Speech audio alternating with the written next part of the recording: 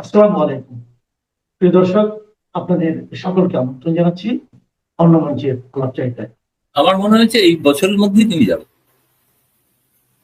এই বছরের মধ্যেই যাবেন। কারণ মানে এই বছরে আজকে আপনি যে অবস্থা বাংলাদেশে দেখছেন সে অবস্থাটা এই বছরের মধ্যে থাকবে না। আপনার এটা যুক্তিগুলো কি? এটা আমাদের দৃঢ় বিশ্বাস।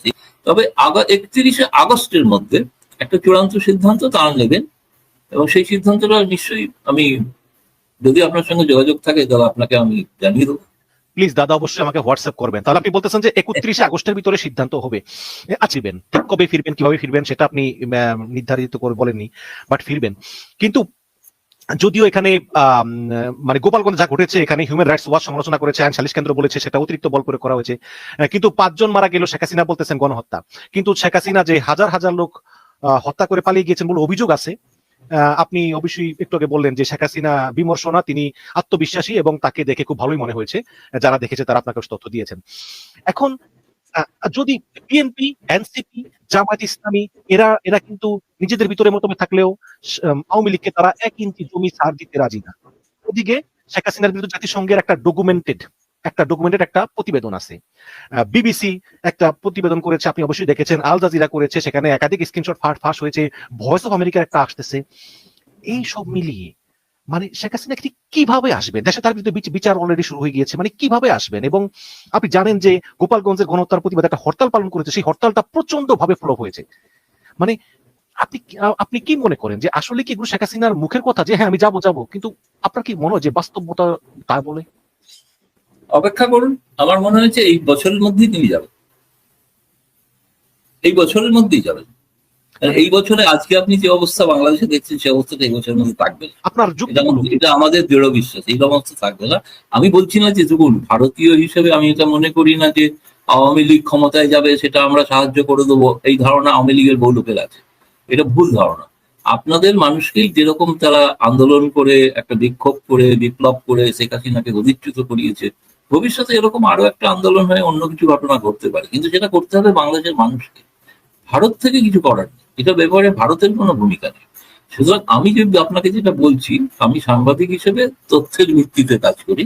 সেই তথ্যটা হলো, আমি জানতে চাইলাম যে আলোচনা কি হয়েছিল। আলোচনায় নির্দেশ হচ্ছে যে সাংগঠনিক প্রস্তুতি এবং ওনার দেশে ফেরা। কিভাবে ফিরবেন সেটা হয়তো একদিনের বৈঠকে তো ঠিক হয় না, ভবিষ্যতে আরো কয়েকটা বৈঠক হবে। এটা আমার এই শেষ প্রশ্ন আমি বলেছি, কিন্তু এই প্রশ্নের একটা লেজ আছে অবশ্য। যে আপনি কি মনে করেন যে অনেকেই বলতেছেন এবং অনেকে 100% শিওর যে আগামী নির্বাচনে বাংলাদেশ জাতীয়তাবাদী দল বিএনপি তারা ক্ষমতায় আসবে? তাহলে আপনি কি মনে করেন যে তাহলেই বিএনপি ক্ষমতায় আসলেই আসলে ভারত সরকার বিএনপির সঙ্গে যোগাযোগ করে শেখ হাসিনাকে ফিরিয়ে আনার ব্যবস্থা করবে এবং একটা রাজনৈতিক একটা স্পেস দিবে যাতে তিনি রাজনীতি করতে পারেন? এই ধরনের কিছুটা কি হতে হতে হওয়ার সম্ভাবনা আছে কিনা? মানে আপনার কি মনে হয়? বাংলাদেশের অতীত ইতিহাসে এমন ঘটনা ঘটেছে, যখন এর আগে 111-এর সরকার হয়েছিল, তাদের সঙ্গে ভারত সরকারের আলোচনার পর খালেদা জিয়া এবং শেখ হাসিনা দুজনকে জেল থেকে মুক্তি দিয়েছিল সরকার। তারপরে উভয় দলই একত্রে আন্দোলন করেছিল। দেখুন, বিএনপির সঙ্গে তো যে, বিএনপিকে যদি বাংলাদেশের মানুষ নির্বাচিত করে, ভারতের কি অধিকার আছে সে ব্যাপারে প্রশ্ন করার কোনো অধিকার নেই। ভারতীয় হিসেবে আমি মনে করি অধিকার নেই সেই সরকারের সঙ্গে। হ্যাঁ, এটা ঘটনা যে নির্বাচিত সরকারের সঙ্গে সম্পর্ক রাখা অনেক সুবিধা হয়, কিন্তু তবুও দেখুন, অতীতে আপনি যদি দেখেন, কেবলমাত্র শেখ হাসিনার সময় ভারতের সঙ্গে সম্পর্ক খুব উন্নত হয়েছিল, এটা ঘটনা, কিন্তু সেটাই একমাত্র তা নয়। 111-এর সময় কিন্তু ডিউটি ফ্রি অ্যাক্সেস বাংলাদেশকে দেওয়া হয়েছিল, তখন কিন্তু সামরিক সমর্থিত সরকার ছিল।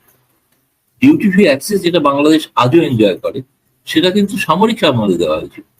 দেখুন, জিয়াউর রহমান তো সার্কের অন্যতম প্রতিষ্ঠাতা, তখন তো রাজীব গান্ধী গিয়েছিল বাংলাদেশে।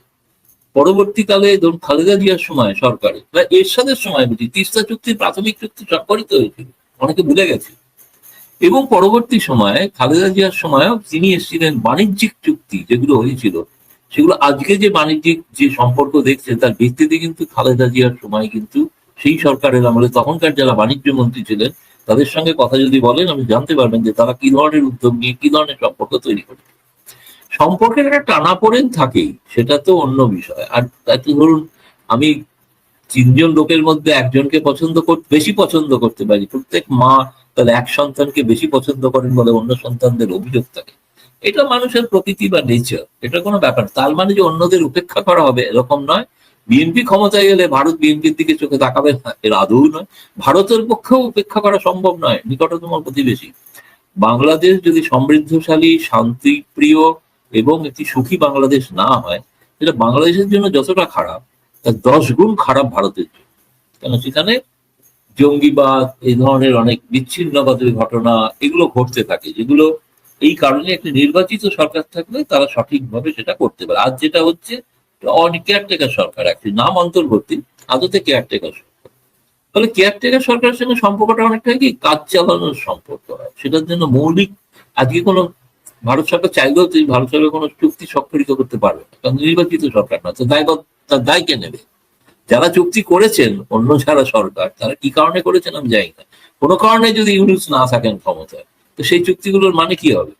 কিন্তু দেখুন, ভারত বঙ্গবন্ধু শেখ মুজিবুর রহমানের সময় চুক্তি, শেখ হাসিনা থাকাকালীন চুক্তি, সেগুলো সবই কিন্তু আজ কিন্তু বিদ্যমান, কোনোটাই বাতিল হয়নি। এবং সেই চুক্তিগুলো কি পরবর্তীকালে যত সরকার এসছে কেউই প্রকাশ করে। বঙ্গবন্ধুর সঙ্গে যখন ইন্দিরা গান্ধীর চুক্তি হয়েছিল, সেই চুক্তির পরবর্তীকালে যখন খন্দকার মোস্তফা সরকারে আসেন, তিনি কিন্তু সেই চুক্তি প্রকাশ করেন। আর তখন কিন্তু মৌলানা ভাসানী বলতেন ওই চুক্তির বলে বাংলাদেশকে বিক্রি করে দেওয়া হচ্ছে ভারতের কাছে। চুক্তিটা কি আজও কেউ জানে না, এখন নাকি কথা চলতেছে, কেউ জানে না। তো ইউনুস তো 1 বছর ক্ষমতায় আছেন, আপনারা ওনাকে প্রশ্ন করুন না, চুক্তিগুলো প্রকাশ করুন না।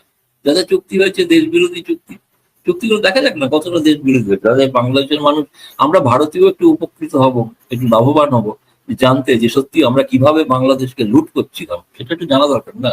সেই চুক্তিগুলো কেন প্রকাশ করছেন না? সাহস করে করুন।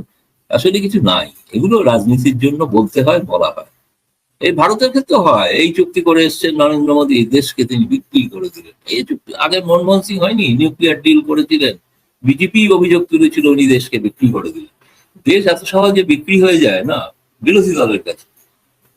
আপনাদের বাংলাদেশের এক লেখকের কথা আমি জানি, তিনি কিন্তু আওয়ামী লীগ পন্থী লেখক, এবং ক্রিটিক্যাল লেখক, এবং তিনি তার একটা বইতে লিখেছিলেন যে বাংলাদেশকে খুব সহজেই এই বিক্রি করে দেওয়া, কারণ যেই চুক্তি করে সেই অপোজিশন বলে বিক্রি হয়ে গেছে। যাই হোক, এনিওয়ে, সেটা কথার কথা। আসল কথা হচ্ছে না, আমি মনে করি ধরুন ভারত বাংলাদেশের সম্পর্কটা সত্যি আমরা দুদেশের জনতার জন্য একটা প্রয়োজন। এটা এর মধ্যে ভুল ভ্রান্তি যাই আছে সব থাকতে পারে, হতেই পারে, অস্বাভাবিক কিছু নয়। সেটাকে কাটিয়ে সুস্থ স্বাভাবিক সম্পর্ক রাখার একটা উদ্যোগ ইউনুস সরকারের পক্ষ থেকে আমি দেখতে পাচ্ছি।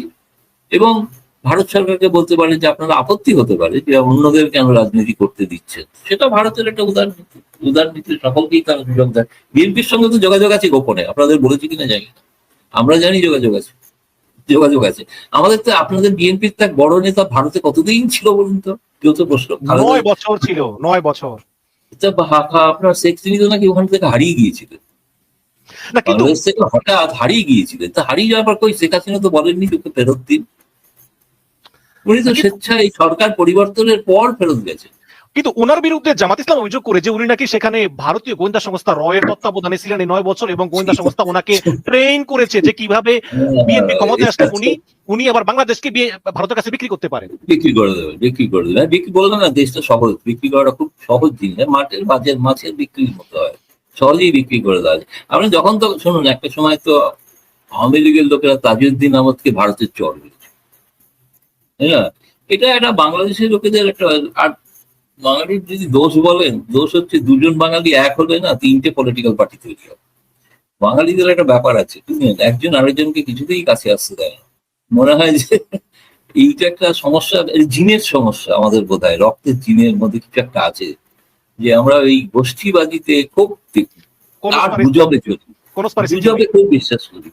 গুজব আমাদের কাছে মানে গোয়েন্দা কাহিনীর মতো গুজব করা হয়, বুঝলেন।